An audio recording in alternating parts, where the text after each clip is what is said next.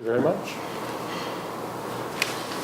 Our speaker today is Bob Wheeler, who's the Program Director for Rural LISC. Rural LISC provides services to promote sustainable development in rural areas. I'm familiar with Rural LISC's programs to some extent. I was on the board of McDowell County Domestic Violence and a lot of other stuff, including building housing, nonprofit for a decade or so.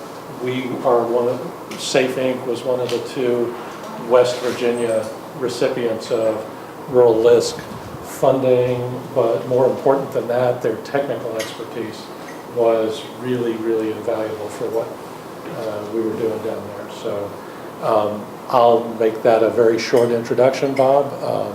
If you'd like to tell us a little bit more about your background. You're on. I'm on. So here is fine? Either one is fine. If you're... Brad says you need to be up front. Okay, good one. Sorry.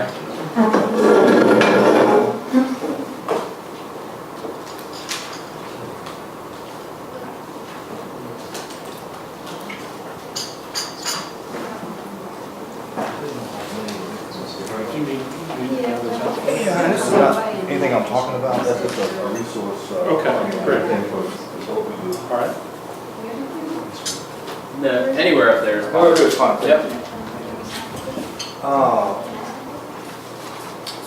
Good afternoon, and I'd like to thank you all for having me here. And in all honesty, I keep wondering now, what could I say that might bring value added to what you guys are already capable of understanding? But I'll try to do my best. As has been pointed out, I work with Rural LISC, and we are a program of Big LISC. So we talk a little bit about Big LISC and what LISC stands for. LISC is an acronym.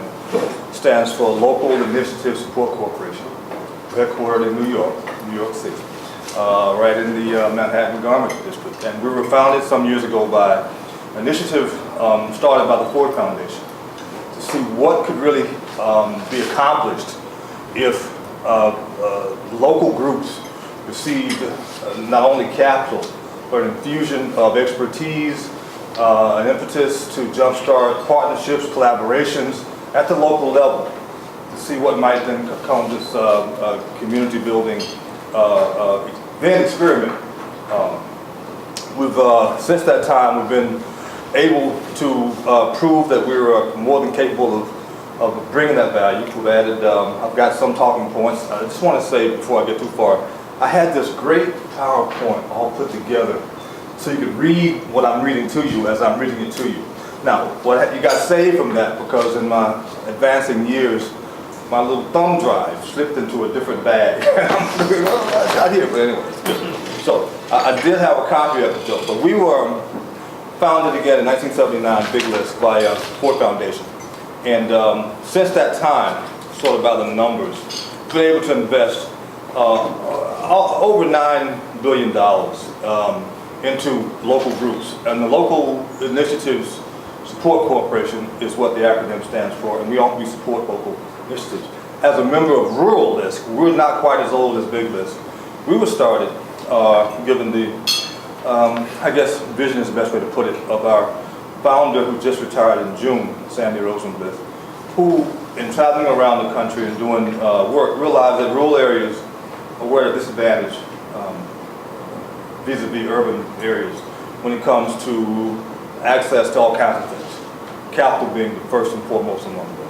Philanthropy being very high on the list. All the big foundations locate in those urban centers where the arts and all that kind of stuff, predominate. So the Kellogg's, the Fords, the Carnegies, all those kind of things. You rarely find them out in the areas that we work. So the idea was to let's get them out there. So let's create a situation where, and she went around the country and got a list, basically cataloged as many community development corporations who were operating at that time, as she could, and interviewed them to see how many were doing innovative kinds of things. And again, out of that effort, 2 West Virginia groups were among our initial partners. And so we work in about 38 states across the country. My portfolio I work with 17 groups in 11 states, primarily out west. So even though I'm based in Washington and was able to drive here today, most of my business trips involve getting on a plane, going out to South Dakota, Minnesota, Wisconsin, something like that. And groups we work with and the communities we work in range from cities as small as 80. I've been in a place called Eden, South Dakota, population 80, up to where I am now. The common app. What's the largest city? The largest city? What's the range? I don't know the range, but the range probably just below the USDA guidelines for rural communities. I'd say 25,000, because we were here from working. 25. Yeah, above two. So again, the average I'd say would be about 10 to 11. Assistant in South Dakota is 12,000.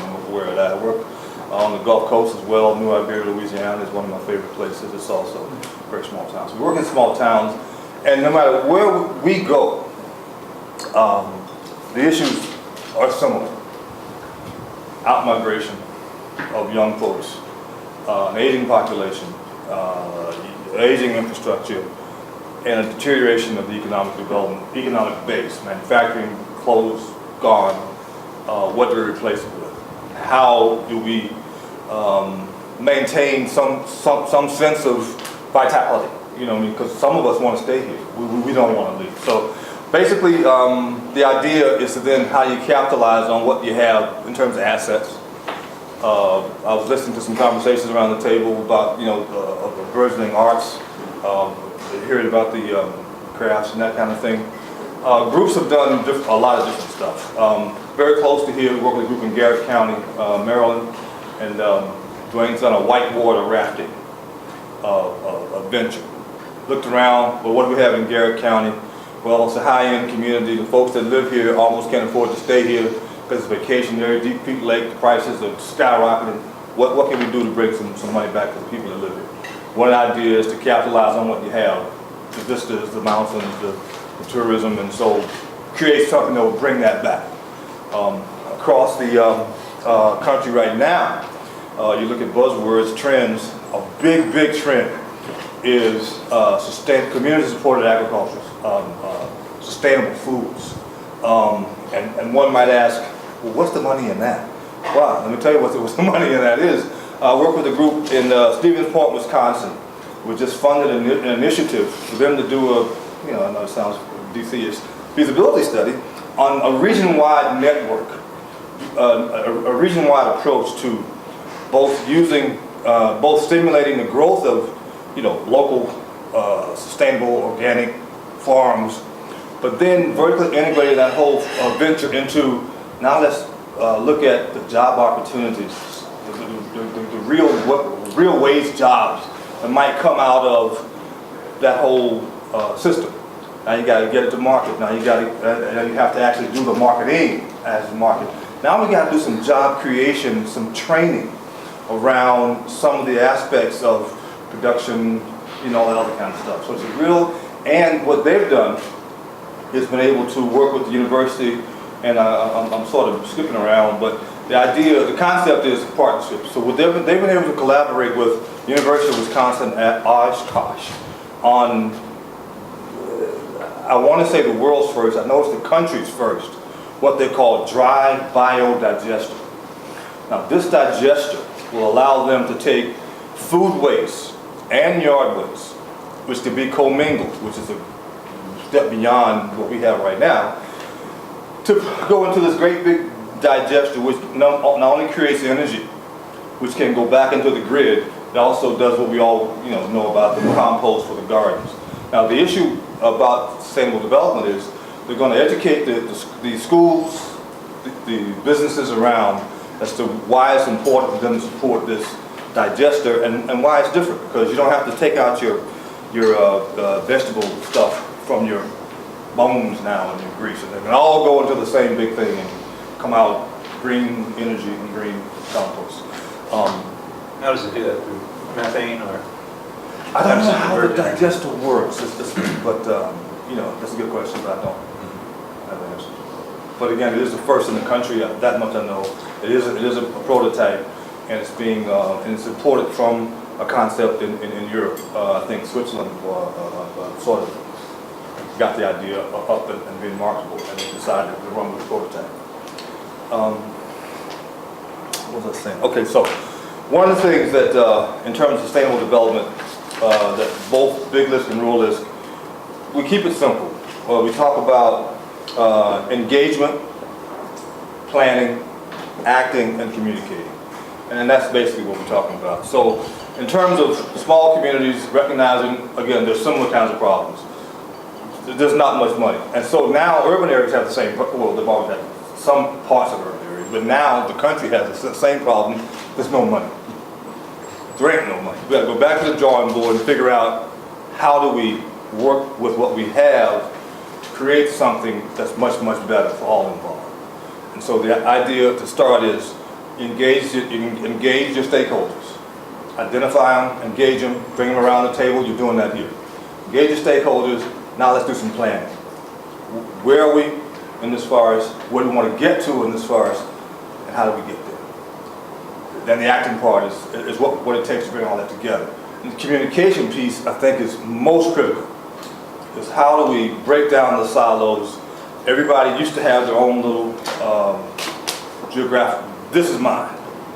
I'm arts, I'm over here. I'm something else, I'm over here. I'm civic, I'm over here.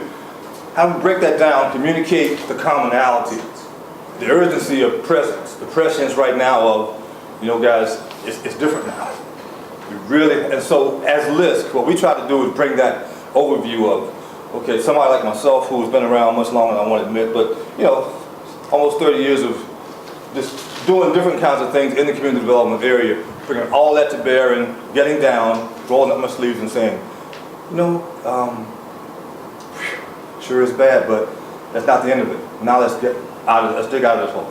How do we get from here to there? Worked in parts of Arkansas, and I don't know how much you all have to deal with this. I saw a couple of people walking around the field, but in some parts of the South that I work, they still haven't gotten beyond race.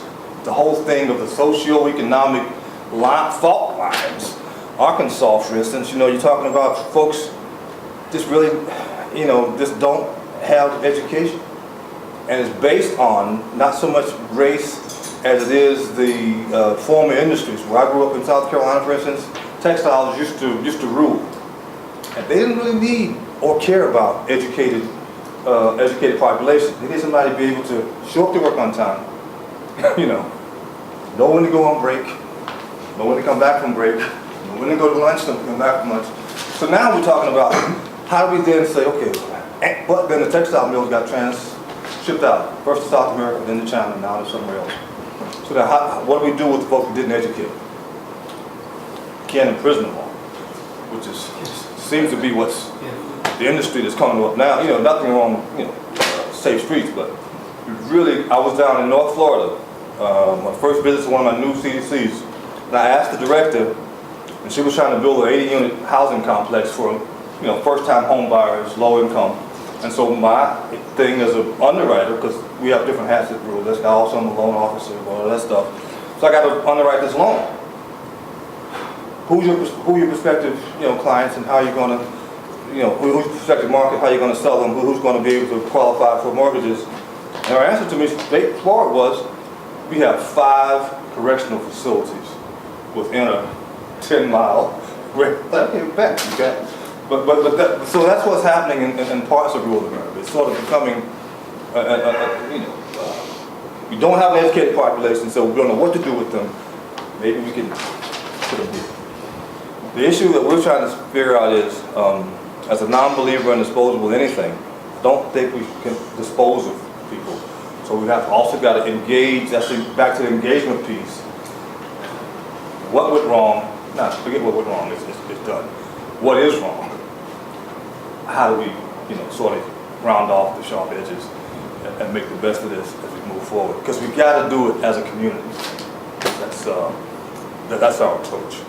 And I'm trying to Has your company, excuse me, has Lisk gotten involved in any sort of biodiesel projects out in these rural communities where you have agriculture, you know, land that's essentially underutilized, we need power, we need jobs, you could, I mean, Yes. I have to think that that's come up a time or two. Oh, absolutely, absolutely. We've got a working model in Franklin County, Massachusetts, Franklin County, Massachusetts. Not, again, not one of my groups I'm familiar with. We've got a biodiesel component to their operation. And how does your organization get involved in a project like that? From a couple of ways. One is sometimes as a straight lender. You know, Big Lisk has a loan pool, and we're able to amass monies that are lent to us that we re-lend. We've also got some sources of capital that we can do pre-development sorts of activities. So it's an idea. I've got a dream. Is it possible? Don't know without doing the due diligence, the phase ones, the engineering reports, the studies, and that kind of thing. We can provide money, what we call a recoverable grant, which is basically a zero interest loan that's forgivable if the project is not made. So we won't penalize folks for trying and failing. But we also say that if the project makes, you want our money back. So we would do it that way. And then, but again, we also do, we don't have long-term money, so we don't do permanent financing, but we can do acquisition. Mostly we can do, conventionally it's a 3-year term.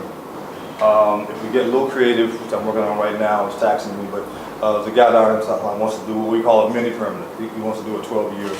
He wants to buy some apartments that that were tax credit deals that now come to the end of the 15-year compliance period. So the major investor wants out. What happens? So he wants to sell them back to the nonprofit now. Nonprofits like, we'd love to have them, but all this deferred maintenance, we can't afford it. That's where we can find some long-term money. So we could maybe go out 12 years, at least as far as amortization, on a 7-year term. So we could do stuff like that. So we wear a lot of different, I call us, we're the Oakland Raiders of the whole thing, because we, all of us have been around long enough to be able to have to do, and able to do a lot of things, Are there any particular entities that you cannot work with for whatever reason? You're limited? Government entities? Sounds like Absolutely, nonprofits. absolutely, Big Lisk, I call it Big Lisk and Rural LISC. Major LISC is urban oriented. We've got these centers around DC, New York, Philly, LA. We're in the smaller communities.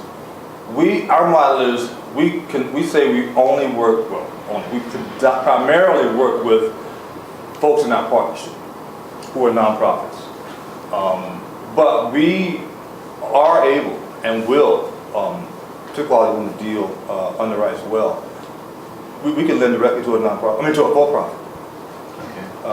Straightforward, as long as it, underwrites. And what we do say though is, I just got a call from a director while I was eating at the tower down here earlier this morning about a logging company in North Florida, for-profit, that wants to get some of our new market tax credits, and that's straight for-profit. And the idea is that will happen, but for our rural partner objecting. So I got to make a call to say, please don't object. So any nonprofit organization can become a member. Right. Basically joining. Right. And that's how does that arrangement? Is that like a? It's like an affiliation.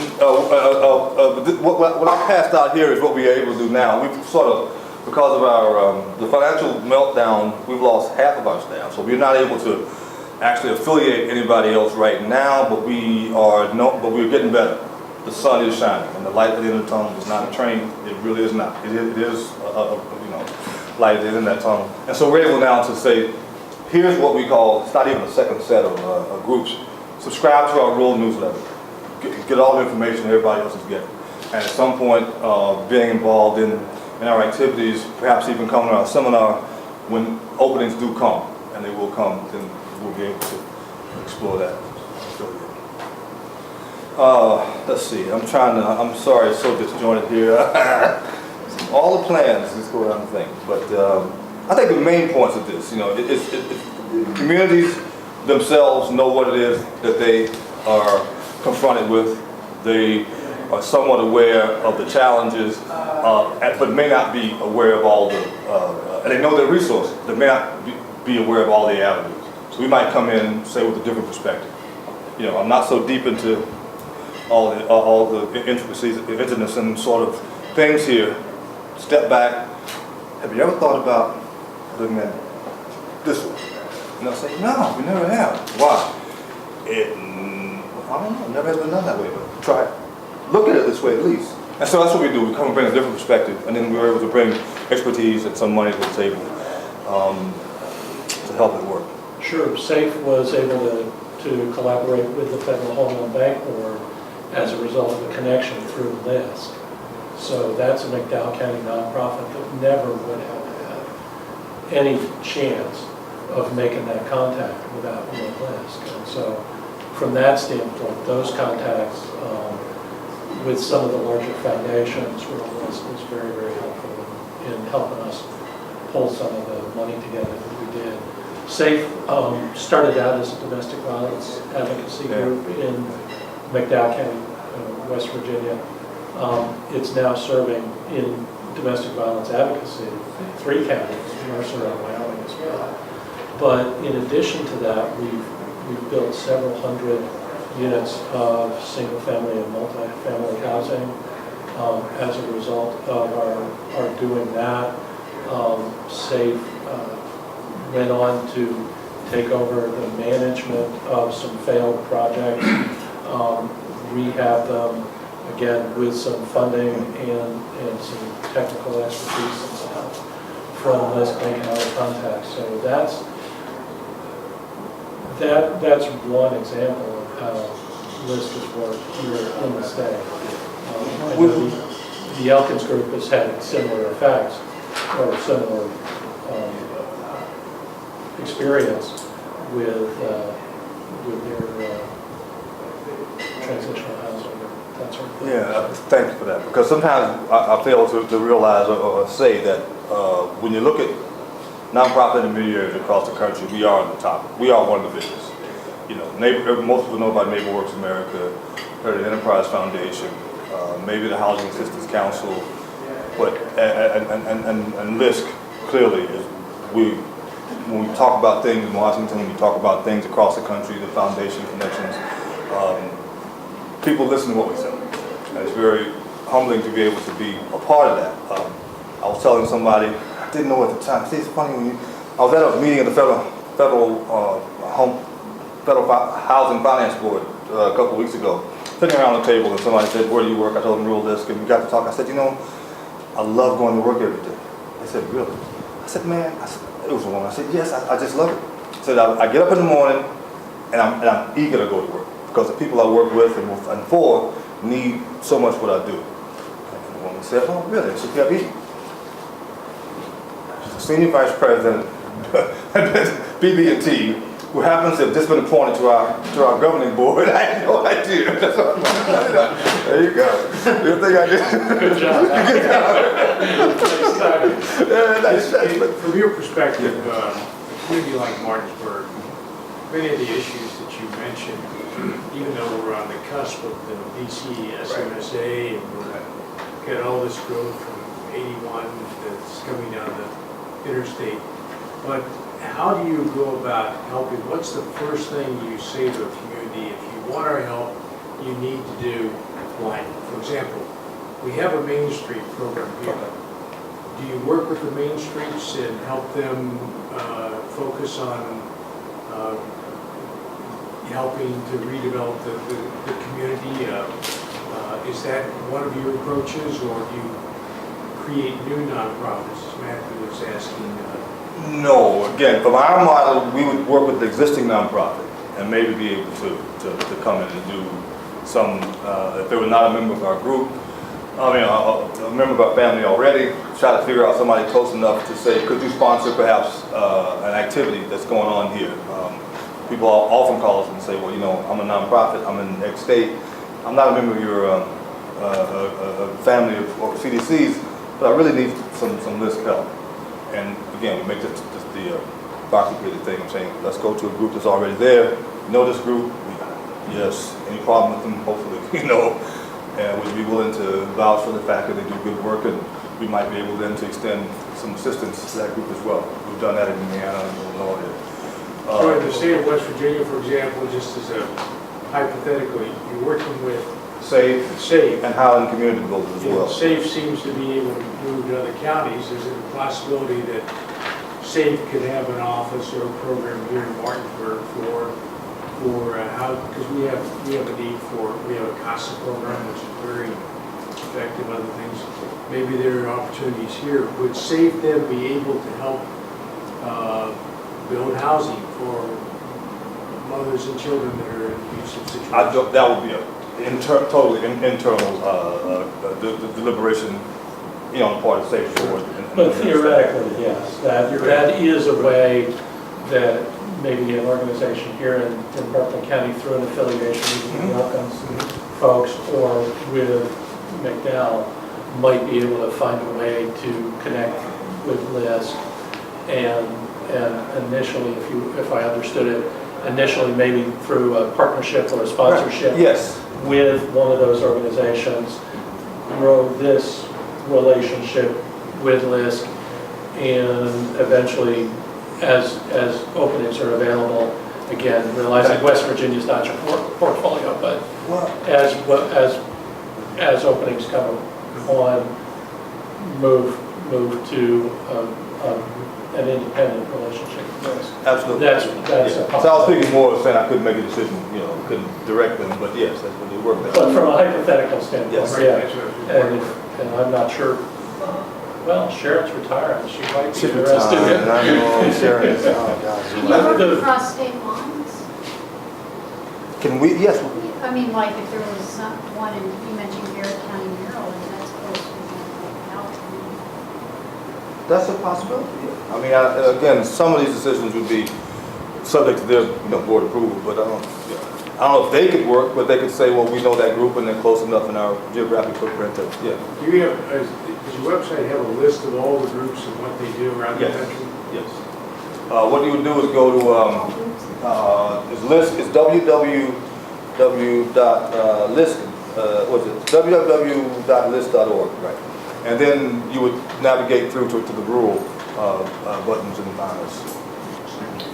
Does the portfolio of services available from Rural LISC include funding? You mentioned big lists Yes, in yes. urban areas in terms of rural. We have the same, we're actually the same loan pool. Okay. So in other words, our loan pool, but we just work a little, our model is a little different. I mean, urban, like for instance, DC, I share offices with DC Lisk, and they were down the hall. They work only in DC.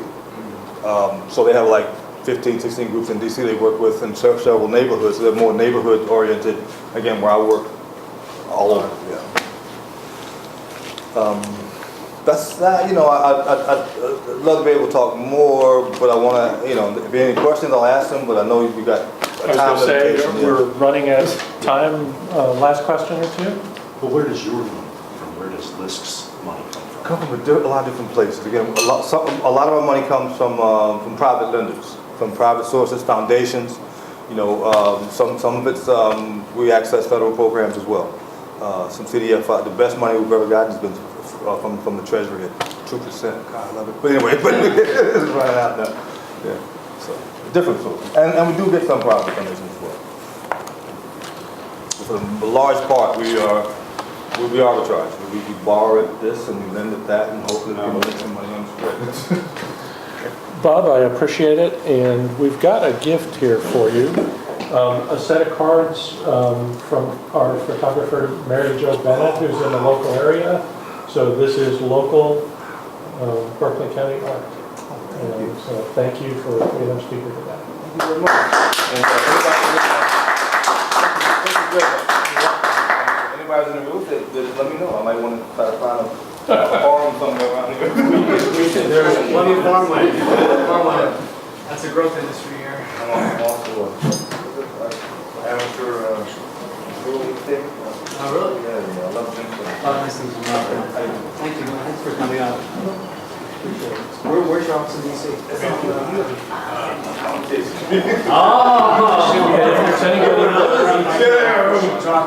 there's anybody that needs to catch me up for lunch, I'm available.